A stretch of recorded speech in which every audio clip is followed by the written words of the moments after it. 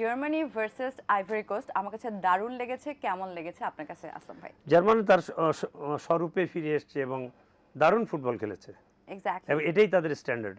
কিন্তু প্রথম ম্যাচে যেভাবে 7 গোল দিয়ে তারা উড়িয়ে দিয়েছিল প্রতিপক্ষকে, এক্সপেকটেশন কি আরেকটু বেটার ছিল কিনা এমএম কায়সার?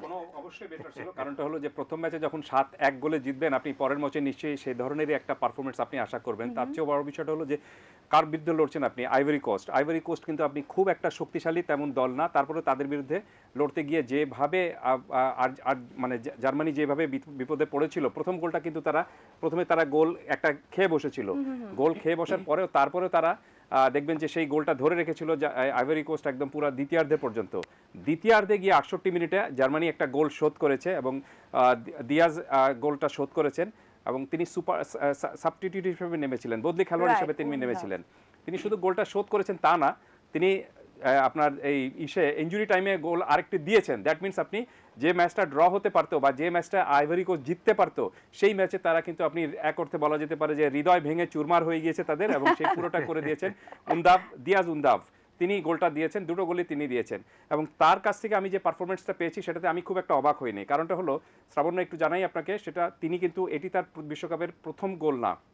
এই ম্যাচে তিনি দুটো গোল করেছেন এবং এর আগের ম্যাচেও তিনি যখন খেলতে নেমেছিলেন কেপ ভার্দের বিরুদ্ধে, তখন সেখানে কিন্তু আপনি একটি গোল তিনিই করেছিলেন। 7-1 গোলের কথা যেটা বলা হচ্ছে, সেখানে একটি গোল তিনি করেছিলেন। দ্যাট মিনস দুটো ম্যাচে আপনি সাবস্টিটিউট হিসেবে খেলতে নেমেছেন, গোল করেছেন 3টি। শুধু সেটাতে যদি আপনি মনে করেন যে তার কৃতিত্ব শেষ, তা না, তিনি দুটো গোল অ্যাসিস্টও করেছেন। আপনি একজন সাবস্টিটিউট খেলোয়াড়ের কাছ থেকে আর কি চান? তাহলে আমরা কি এক্সপেক্ট করতে পারি যে নেক্সট ম্যাচে তিনি আসলে সাবস্টিটিউট হিসেবে খেলবেন না? আসলাম ভাই, এটা অ্যাবসলিউটলি ডিপেন্ড করে কোচের উপর। রাইট, কোচ কাকে কখন ইউজ করবে এটা তার ডেফিনেটলি। কিন্তু এত দারুণ পারফরম্যান্সের পরে ফ্যান এবং পুরো ওয়ার্ল্ড কিন্তু এই কোয়েশ্চেনটা করেই যাচ্ছে যে তিনি কি এখন সাবস্টিটিউশনে থাকবেন নাকি নেক্সট ম্যাচে তাকে পুরো একদম শুরু থেকেই আমরা পাবো?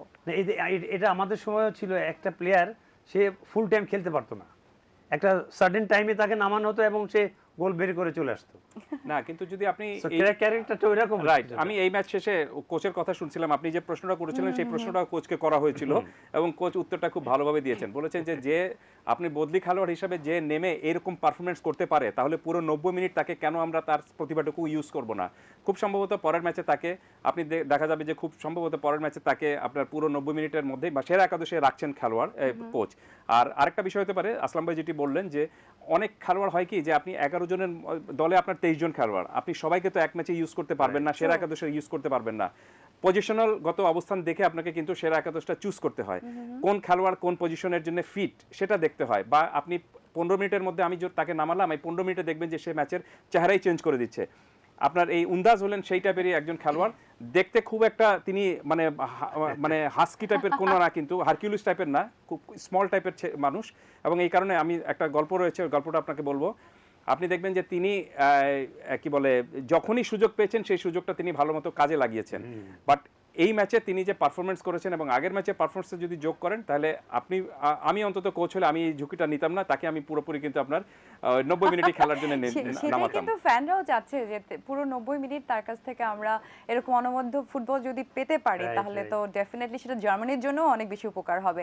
আপনি ওয়েল সেড, একেবারে টোটালি মানে যেটা বলা যায় যে দারুণভাবে পয়েন্ট আউট করেছেন যে 67 মিনিটস পর্যন্ত কিন্তু আইভরি কোস্ট ম্যাচের মধ্যেই ছিল, বলা যায় এগিয়েই ছিল তারা, যেহেতু ফার্স্ট গোলটা তাদের ক্যাপ্টেন দিয়েছে। এক্স্যাক্টলি। এবং এরপরে একদম চতুর্থ মিনিট কিন্তু শেষের দিকে খেলাটা এত টান উত্তেজনা, খুব এনজয় করেছি আমরা।